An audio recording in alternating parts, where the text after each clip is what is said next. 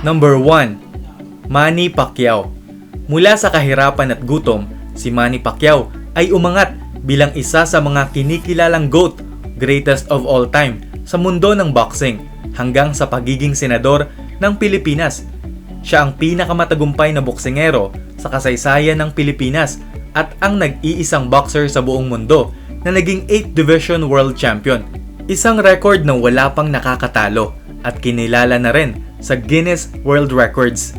May hawak siyang career record na 62 wins, 32 dito ay by knockout. Ilan sa kanyang mga nakalaban ay pawang boxing legends: Oscar De La Hoya, Ricky Hatton, Miguel Cotto, Juan Manuel Marquez at Floyd Mayweather Jr.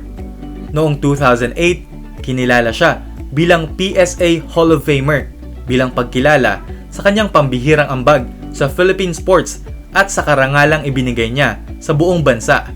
Sa kabuuan ng kanyang career, tinatayang umabot sa $500 million ang total earnings niya at may net worth na 13.4 billion pesos, isa sa pinakamalaki sa kasaysayan ng mga Pilipinong atleta.